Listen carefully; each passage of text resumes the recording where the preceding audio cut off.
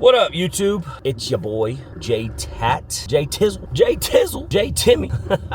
I am on the way to the gym. It's 8:39. I'll probably get to the gym at about 9 o'clock, which was a part of the plan. It's Thanksgiving break, so my school gets off the entire week of Thanksgiving, which is really nice. Yesterday, I did not record my upper body lift, and today, I will record my sprints and my lower body lift because this is probably one of the more busy days on my schedule. You know, I have a lot of mobility that I got to do, a lot of extra warming up that I have to do, but you know, this is definitely like the eye opener of kind of where I need to go in my running, sprinting journey, and just remaining strong in the lower body. So it is Tuesday. It's the Tuesday before Thanksgiving today, and I don't know if you guys could tell, I sound stuffy, but like, yeah, I sound stuffy.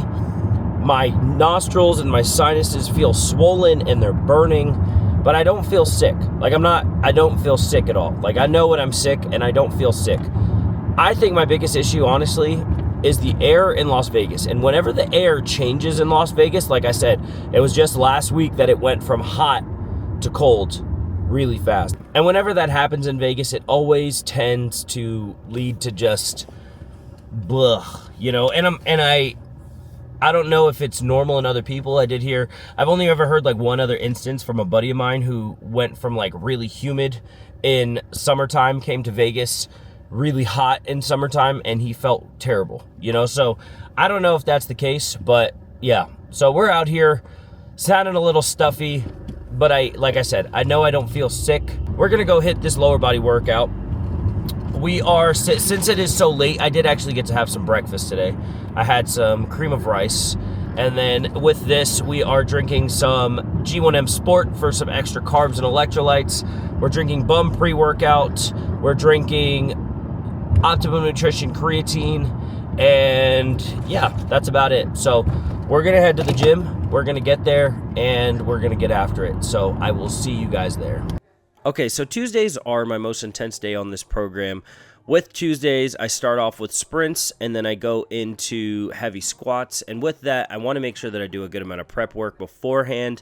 This is a little bit more intense, and so with that, I make sure that I hit myself with the gun first, kind of get my legs woken up and warmed up, and then after that, I lay down on what is called a so right. Now, a so right, it's these two like prongs that's attached. It's like a plastic device that's like two prongs, and you lay down and you place it in your psoas, and then myself, I lay there.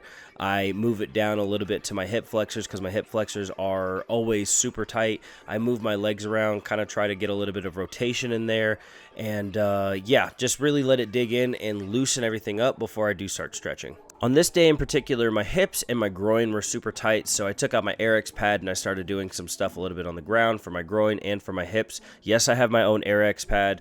With all the gyms that I go to, there's a lot of gyms that don't have an AirX pad, and if there's one thing that like really bothers me, it's feeling sharp turf on my knees, and so I do spoil myself a little bit with something like an AirX pad. But here I am doing some hip and groin stretches. Again, my hip flexors are always super duper tight, and then kind of just throwing in some hamstring with it, and then obviously hitting some groin rockers here as well.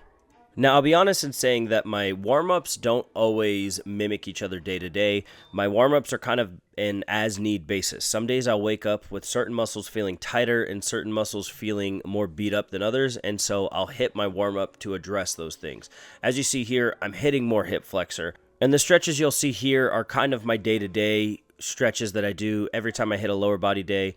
Basic stuff. These are even what I put my clients through, but this is kind of just addressing everything as a whole.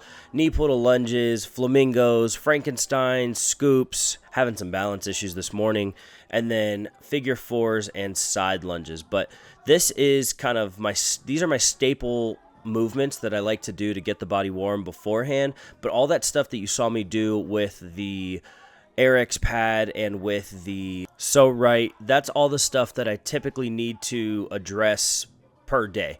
Some days I need it, some days I don't. Some days I need a little bit extra, some days I don't need any at all. So it really just depends on the day. I know some days I will focus a little bit more on my glutes as opposed to my hips. Some days I'll focus a little bit more on my ankles as opposed to, my groin. It really just depends. That morning I woke up and I was just not feeling great in those general areas, and so I made sure to add those in at the beginning and harp on them a little bit more. What you'll see me do here is some aggressive arm swings to start everything off. Honestly, I can't get my hand to my back hip pocket as easily as I'd like to when it comes to sprinting, and so I want to make sure I kind of wake up my shoulders a little bit and try to get into that range of motion before I start doing any other dynamics. Then I work on some marches, getting my knees up in front of me and placing my foot down underneath my hips, and then I go into some A skips, and then you'll see a little bit later I do a little bit of bounding. Now, what I'm noticing is my knees don't come straight up to the front. I'm noticing that my knees come up to the front and then to the side. I know I have a lot of hip mobility issues, but until filming this, I really never noticed that my hip mobility is that bad, that my knees are full on coming out to the side, which for efficiency is not good at all.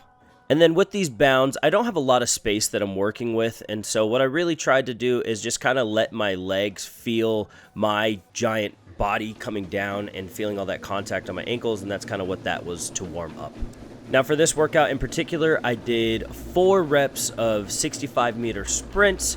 I had about a minute worth of rest in the in-between, and this was honestly more so just to kind of warm myself up. These were at about 80 to 90%, really just trying to maybe consciously think about how I'm running and, in a sense, keep it up for that 60 meters. Now, 60 meters on an assault runner to me feels kind of equivalent to 40 meters or a 40-yard dash, and that was kind of what I was going for when it came to this. Again, these sprints were about 75 to 85 or 80 to 90% of my max effort, and I use these kind of as a gateway warm-up for my max effort sprints after this.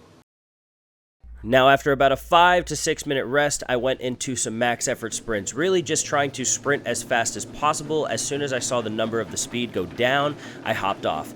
My numbers for this were 19.3 miles an hour, 19.6 miles an hour, and then my last rep didn't read, and I got an 18 miles an hour on there is kind of what I'm guesstimating.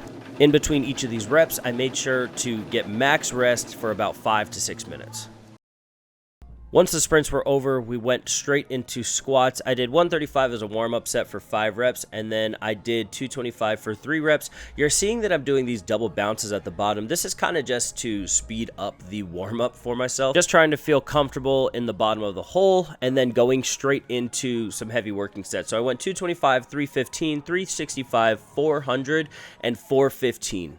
I really enjoy starting off these heavy days with some sprints and some running work, because what it does is it allows me to jump straight into the lifts, not really needing to spend any extra time on my warm-up weights. I know that when I was powerlifting, I used to spend so much time just warming up to my top set, and it would take more time to get there than I would spend actually working. And that wasn't always, the most efficient in regards to time, but I had to do what I had to do. Now, when it comes to sprinting beforehand, it makes things a lot easier when it comes to getting warm and getting myself set up for a successful squat day. Now, you'll see here that I put my belt on for this second to last set. This is 400 for 3, and when it comes to me, I really think that putting the belt on is more of a mental tick. Now, if you followed my powerlifting content, you know that this isn't the type of belt that I typically use. This is more of like an Olympic style belt, not really a powerlifting belt, but I think it's, again, a mental tick. I think that once I hit 400 pounds, my brain instantly goes, you need something to brace into, and that's why I grab a belt. Do I need to work on my core strength? Absolutely, 100%. But I need something always to kind of push my stomach and push my brace into in order for me to feel safe under the bar when it is 400 pounds. Could I do it without a belt? I probably could.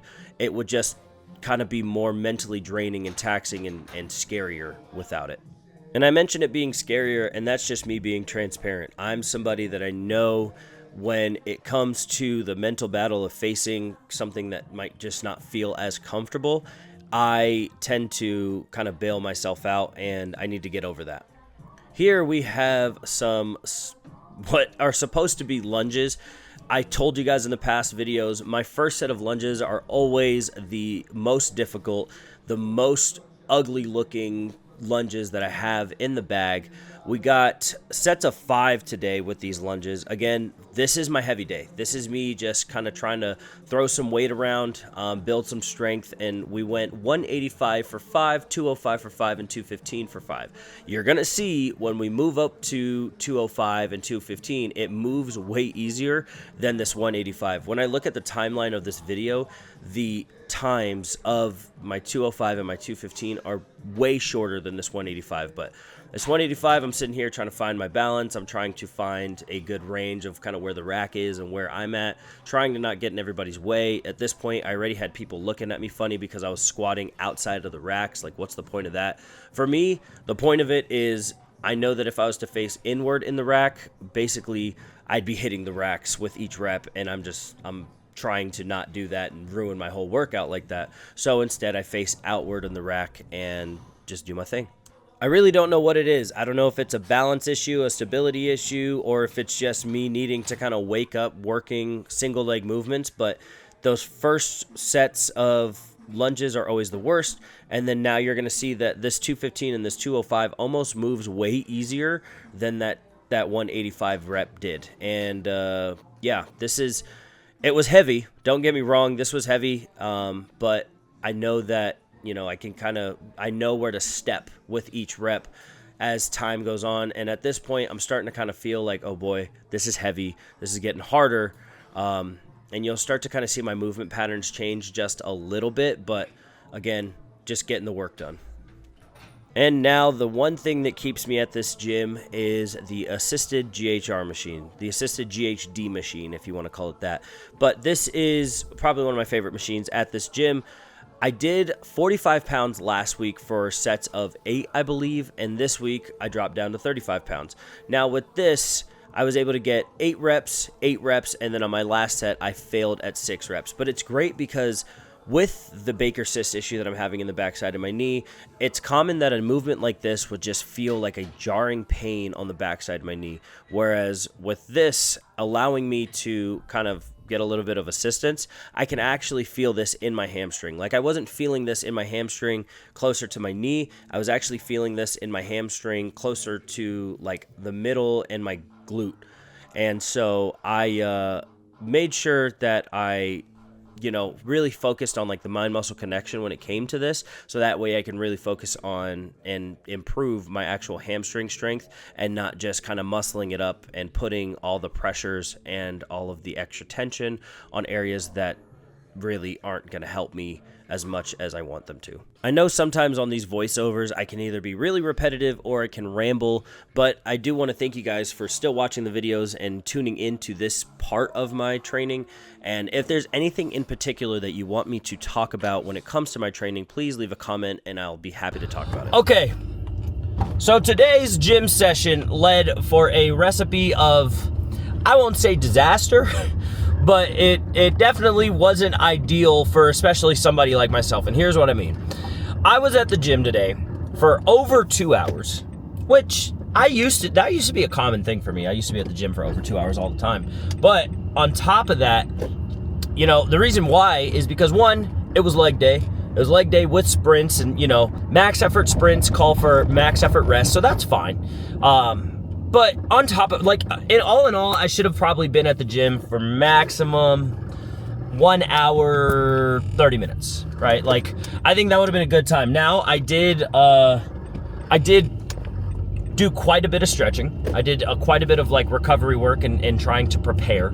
And yeah, but also there were so many people there, and me being as sociable as I am, I was sitting here talking to so many people and talking in really deep depth conversations. I think I made friends and talked to probably 3 or 4 new people that I don't, 3 or 4 new people that I don't typically talk to, so all in all, it was just, I should have been out of there faster. But it's 11:05 now. I got to the gym at 8:55.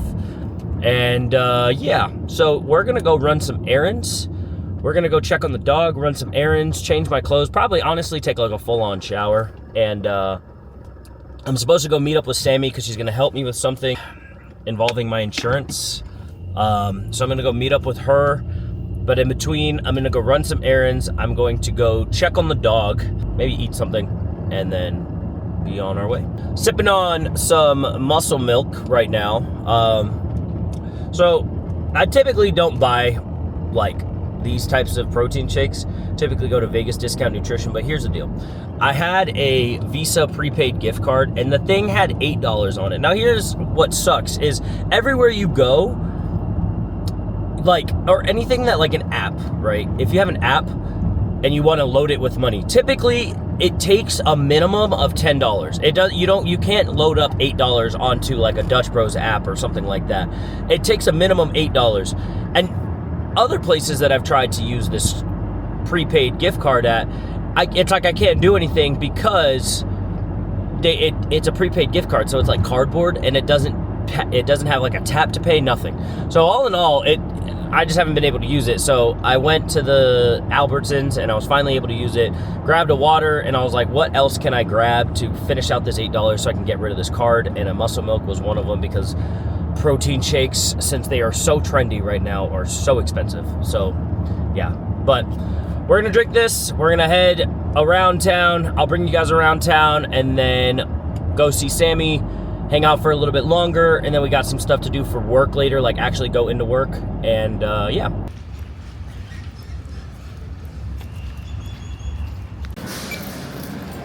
Awesome, thank you.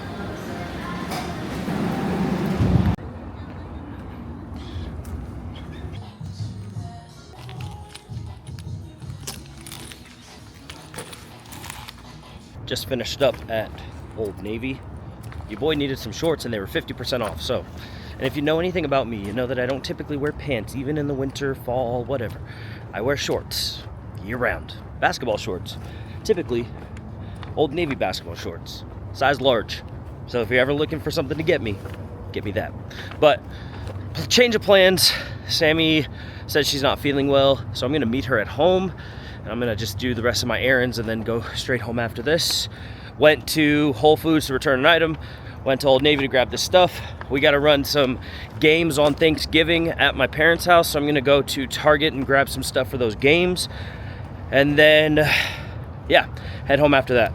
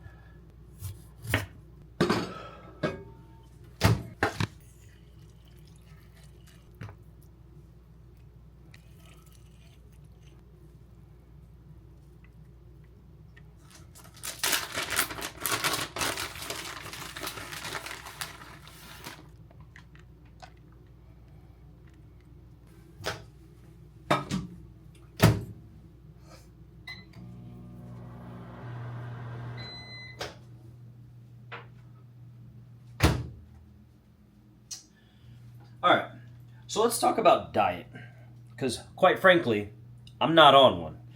And the reason being is because it's the holiday season. Thanksgiving's right around the corner. Thanksgiving's literally in 2 days.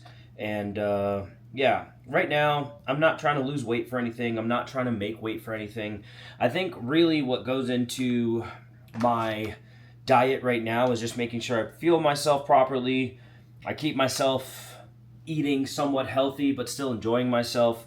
Like, I'm not gonna lie, I got chicken, rice, cheese, cilantro, and lime in here, and if this doesn't fill me up and I still have a palate for something and I'm hungry after this, because it is 1:15 and all I've had is cream of rice today, I'm not gonna lie, I'm probably gonna have a piece of pizza because we have some in the fridge.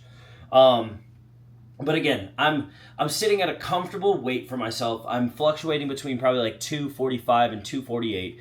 I'm not in a bad spot. Now, I will say that there are days where I eat like crap and I feel it, and that alone makes me eat better. And just kind of knowing that and knowing how I am and knowing how I am with food, I'm just, the holiday season, man, I'm just trying to enjoy myself. And then come January, that's when we'll hammer in and really, structure things a little bit, but not even that, man. Like right now, I don't see any reason to go into any caloric deficit or anything like that. Just keeping my body fueled properly, remaining happy, and yeah, eating good. So with that, I'm going to end the video here. Thanks for going with me through the rest of this day and just kind of going on some adventures with me. I'm going to eat this, get some work done, and call it a day. But with that, thank you guys for watching. I really appreciate you guys for watching. Like, hands down, I appreciate you guys for subscribing, liking, doing all this stuff. It means a lot to me, and I know it sounds cliche because every YouTuber says it, but I guarantee you, when you kind of realize that you put in a good amount of work into these, YouTube videos, put in a lot of time, it means a lot that people actually watch it. And yeah, so I appreciate you guys. Thank you so much for watching. I will see you guys on the next one.